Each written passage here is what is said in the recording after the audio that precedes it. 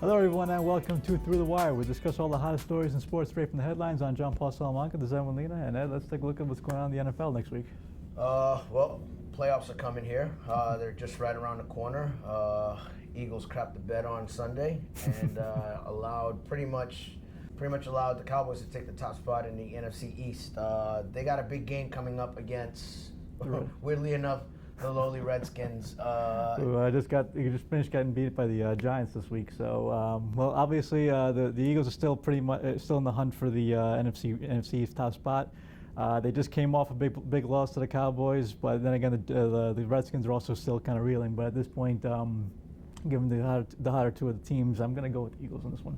You almost have to, but with the rivalry games, funny things can happen. Though right now the Redskins are a mess with their musical chair quarterback situation. With Daniel Snyder just being Daniel Snyder. The Eagles seem to be headed in the right directions. The Redskins not so much. So you almost have to go with the Eagles on that one. All right, and speaking of big games, then there's also the Cardinals versus the Seahawks. Obviously, last year's Super Bowl champions, now getting hot at the right time, and they're both pretty much neck and neck right now in the NFC West.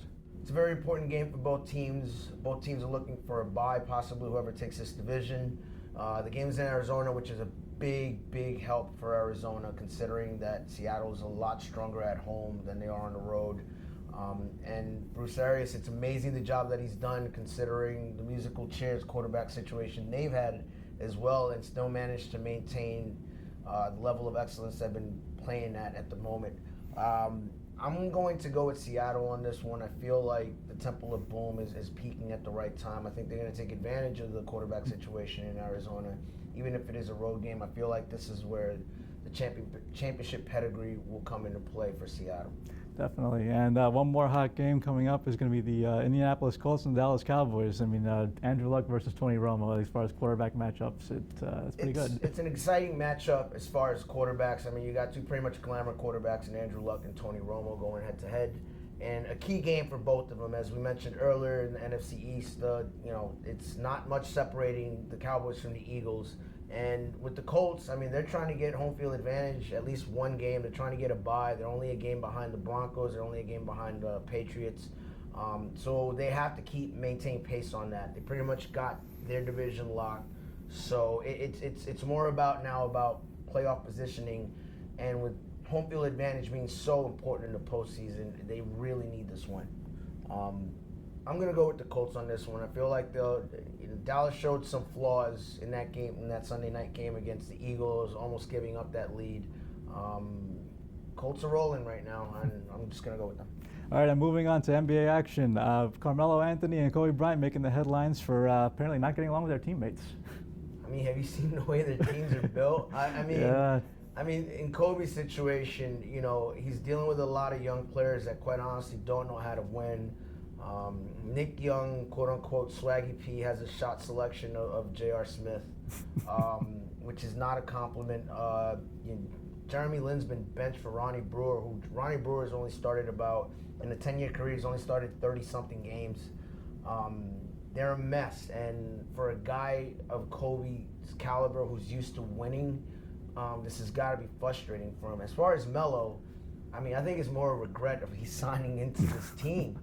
Well, he had to know what he was getting into. I mean, it was either take the money for the Knicks or go to Chicago and become competitive. So I'm pretty sure that Phil Jackson had warned them this is going to be a rebuilding process. They're not going to win overnight. And I think that speaking as a Knicks fan, we kind of expected that. But it's easier said than done. I don't think Carmelo Anthony expected it to be this bad, and it's pretty bad. This is the worst start in franchise history, and that's saying a lot for a franchise that's been pretty bad for almost a decade. I think he's having regrets. I don't think he thought it was going to be. I don't think it was going to test his patience. Do you think he's going to ask to be traded? I don't see why not. I mean, I don't.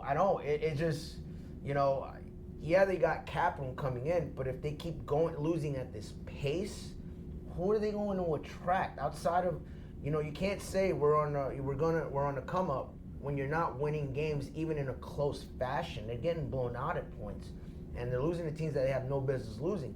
Free agents see this, and yeah, the allure of New York and Madison Square Garden, it's an allure, but winning is more important to some of these guys than That's true. playing at MSG. So. Speaking of players on the move, moving on to MLB, Jon Lester, who just signed with the Chicago Cubs, has signed a record bonus of $30 million. Is it? Nice chunk of change. He got there. paid. He got paid. It's pitching is very important in Major League Baseball. The Cubbies are now trying to be haves after decades, well, century of being have-nots. I mean, this is a franchise that took pride in losing. I never understood that. They also just recently picked up Miguel Montero. Theo Epstein trying to turn the curse around in Chicago as he did with the Red Sox.